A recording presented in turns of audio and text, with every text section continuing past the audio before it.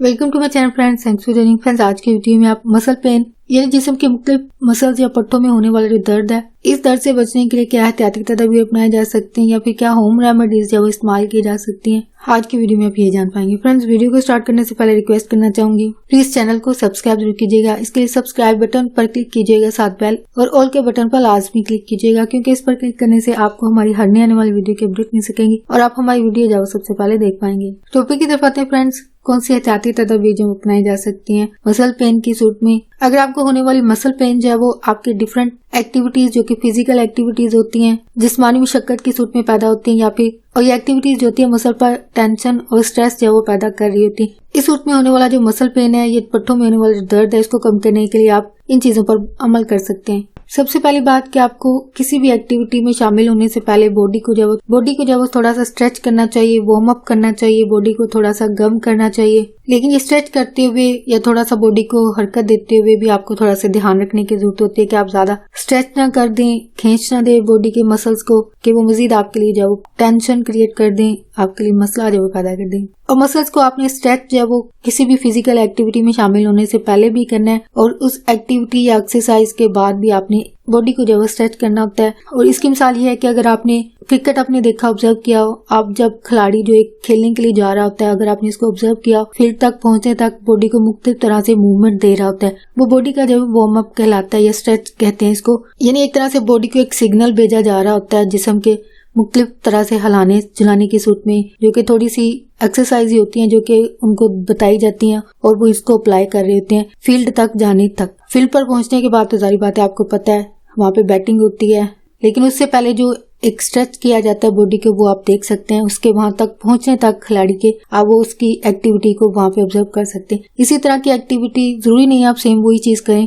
कोई भी काम शुरू करने से पहले जाहिर बात है थोड़ा सा आपने वॉक कर लें, या अगर हाथ को इस्तेमाल करने वाले हैं तो जाहिर बात है हाथ को पहले से थोड़ा सा हरकत दे लें, मूवमेंट दे लें। इस तरह जाहिर बात है बॉडी को एक सिग्नल पहुंच जाता है कि आप जिस्म के इस हिस्से को जब इस्तेमाल करने वाले। तो इस तरह एक स्ट्रेस जो कि उस एक्टिविटीज के करने की सूरत में जाहिर बात है मसल पर पड़ रहा होता है, बोझ पड़ रहा होता है, वो प्रेशर जो नहीं पड़ता है, यानी बॉडी जब आपकी उस मूवमेंट के लिए या उस एक्टिविटी के लिए जो तैयार हो जाती है। तो ये स्ट्रेस या वार्म अप जो है वो आपको किसी भी एक्टिविटी या वर्कआउट जिसको एक्सरसाइज कहा जाता है, इसको करने से पहले जो वो आपको स्ट्रेच करने की जरूरत होती है और उसके बाद भी ये करने की जरूरत होती है। और इस एक्सरसाइज या वर्कआउट के बाद या फिजिकल एक्टिविटी यानी जो भी आप काम कर रहे हो, घर पर कर रहे हो या वर्किंग प्लेस पर कर रहे हो, उसको करने से पहले भी एक वार्म अप या स्ट्रेच करना होता है। उसको एक्टिविटीज को खत्म करने के बाद भी आपको स्ट्रेच या फिर बॉडी को जो है वो कूल डाउन करना होता है या बॉडी को जो है वो रेस्ट देना होता है। या आम जुबान में ये कहा जा सकता है कि बॉडी को रेस्ट देना जो वो आपका एक तरह से आपका काम है, जो कि जाहिर बात है आपके लिए इम्पोर्टेंट भी है, आपकी सेहत के लिए, आपकी हेल्थ कंडीशन को बेहतर रखने के लिए ये चीज है वो आपके लिए इम्पोर्टेंट अहम है। नेक्स्ट जो चीज आप करते हैं, इसके अलावा जो वार्म अप या बॉडी को कूल डाउन करने का जो एक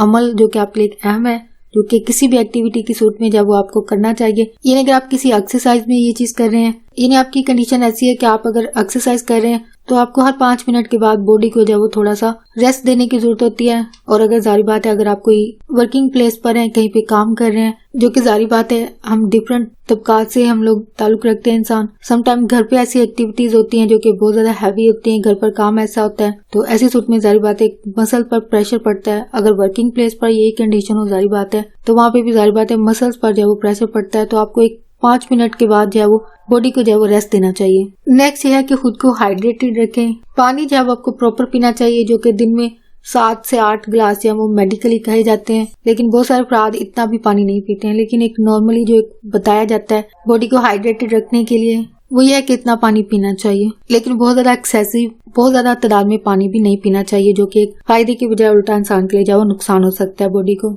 और बॉडी को हाइड्रेटेड रखना उस वक्त बहुत जरूरी होता है जब आप एक्टिव हो, यानी जिस तरह में आप काम कर रहे हो, अपने काम को रोक कर थोड़ी देर के लिए आपको पानी जो है वो लाजमी पीना चाहिए। इस तरह से जो है वो हाइड्रेटेड रहने की सूरत में आप मसल्स जो है उन पर कोई जो है वो प्रेशर नहीं पड़ता है। लेकिन ये भी चीज ह्यूमन बिहेवियर जो है ऑब्जर्व किया गया कि अक्सर कुछ अपराध जो होते हैं वो ये कहते हैं, यानी अगर कुछ खाना पीना भी हो तो वो कहते हैं कि काम को मुकम्मल करने के बाद ये चीज की जाए, तो ये चीज नहीं करनी चाहिए। इस तरह आप एक तरह से अपनी बॉडी पर एक स्ट्रेस या टेंशन जो है वो बॉडी को दे रहे होते हैं, जो कि मसल्स पर पड़ रही होती है। तो इसलिए ये चीज नहीं करनी चाहिए। आपको ड्यूरिंग एक्टिविटी थोड़ी देर के लिए रुक के जो है वो पानी लाजमी पीना चाहिए। यानी अगर खाना नहीं भी जरूरी है तो कोई इशू नहीं है, लेकिन आपको पानी जो है वो लाजमी पीना चाहिए। यानी जिन दिनों में आप एक्टिव हो, बहुत ज्यादा एक्टिविटीज में शामिल हो, जो कि वर्किंग प्लेस पर या घर पर हो, तो जारी बात है आपको खुद को हाइड्रेटेड रखना। जब आप ऐसे सूट में आपको खुद को हाइड्रेटेड रखना बहुत जरूरी है, इंपॉर्टेंट है आपके लिए, तो आपको लाजमी पानी जो वो पीते रहना चाहिए। नेक्स्ट ये है कि आपको रेगुलर एक्सरसाइज करनी चाहिए, या एटलीस्ट आपको चहलकदमी लाजमी करना चाहिए अगर आप एक्सरसाइज नहीं करते हैं।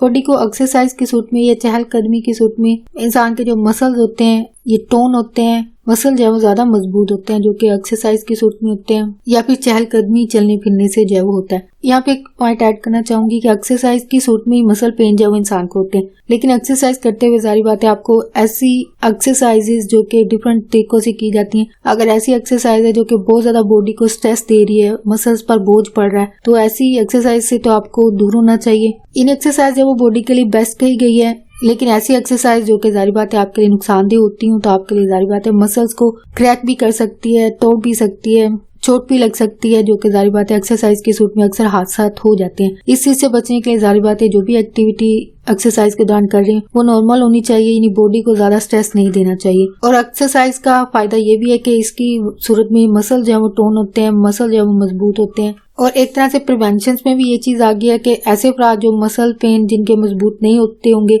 ऐसे अफराद को जारी बात है एक्सरसाइज के जरिए मसल्स को मजबूत बनाने के लिए एक एहतियाती तदाबीर जो लाजमी इख्तियार करनी चाहिए। लेकिन एक्सरसाइज करते हुए जारी बात है वो भी एक स्ट्रेस बॉडी पर डालती है, मसल्स पर डालती है, तो बॉडी के मसल्स को किसी भी किस्म की इंजरी, चोट वगैरह से बचाने के लिए जारी बात है आपको ध्यान रखने की जरूरत होती है। या फिर ये कहा जा सकता है कि आप जो है वो जो भी एक्सरसाइज अपना रहे हो या एक्टिविटीज हो आपकी, आपको लाजमी इत्तेदाल से, बैलेंस से रह के करना चाहिए, यानी किसी भी किस्म की ज्यादती जो वो इंसान के खुद के लिए नुकसानदेह होती है, चाहे वो इंसान खाने पीने में कर रहा हो, बातचीत में कर रहा हो, या फिर एक्सरसाइज के सूट में कर रहा हो। इन एक्सेसिव जो वो एक डेंजरस चीज है किसी भी सूट में, तो आपको लाजमी एहतियात करनी चाहिए, बैलेंस रहना चाहिए, इत्तेदाल जो वो लाजमी रखना चाहिए अपने कामों में, बातों में। नेक्स्ट ये है कैसे अफराद जो कैसे एनवायरनमेंट में काम करते हैं या डेस्क या चेयर पर बैठकर जो वो काम करते हैं, तो ऐसे सूट में ऐसे अफराद को जो वो बाकायदगी से रेगुलरली जो है वो स्ट्रेच बॉडी को लाजमी करना चाहिए, यानी बैठे रहने से भी मसल जो है वो उन पर प्रेशर पड़ रहा होता है, दबाव जो है वो पड़ रहा होता है, यानी किसी एक्टिविटी की सूट में भी प्रेशर पड़ता है और इंसान के बैठे रहने से भी ऐसा होता है। वर्किंग प्लेस पर हो या घर पर हो तो आपको लाजमी अपनी बॉडी को जो स्ट्रेच करना चाहिए, थोड़ी सी मूवमेंट या हरकत लाजमी देनी चाहिए उस जगह से उठकर जहाँ पे भी आप बैठ रहे हैं, वर्किंग प्लेस में, वर्किंग आवर्स में है, या फिर घर पर भी अक्सर अफराद जो कई घंटों तक टीवी के आगे जब वो बैठे रहते हैं, तो आपको लाजमी थोड़ा सा हिलना जुलना चाहिए, बॉडी को स्ट्रेच करना चाहिए। लेकिन अक्सर घरों में ये चीज भी देखी गई है जो अफराद टीवी के सामने बैठे होते हैं उनके लिए वहां से हिलना जो वो काफी मुश्किल काम होता है, तो ये भी एक आम ह्यूमन बिहेवियर है जो कि आपके जारी बात है बहुत सारे अफराद में ये बदतमीजी के ज़मरे में भी आता है। बदतमीजी के अलावा यहाँ पे एक बात कहना चाहूंगी कि आपके लिए डिसरिस्पेक्ट के साथ साथ आपके लिए हेल्थ, ये चीज आपकी जब वो हेल्थ कंडीशन की भी वजह बन रही होती है, तो अच्छा है कुछ देर के लिए हिले जुले, जो कि आप जारी बात है करके कुछ कामों की सूट में जिस्म को जब हरकत दे सकते हैं। घर के किसी फर्द ने, मेंबर ने पानी मांगा, आप पानी उठ के दे दें, खाना मांगा है तो खाना दे दें। आप इस ह्यूमन बिहेवियर के हवाले से क्या सोचते समझते हैं? अगर आपने भी घर में, फैमिलीज में ये चीज ऑब्जर्व की है तो प्लीज कॉमेंट में अपना एक्सपीरियंस लिखकर जरूर शेयर कीजिएगा। डिसएग्री भी करते हैं तब भी प्लीज कमेंट में लिखकर जरूर शेयर कीजिएगा। So back to the topic, आप वर्किंग प्लेस पे हैं, घर पे हैं, जहाँ पे भी हैं, बॉडी को स्ट्रेच लाजमी कीजिए, रेगुलरली कीजिए,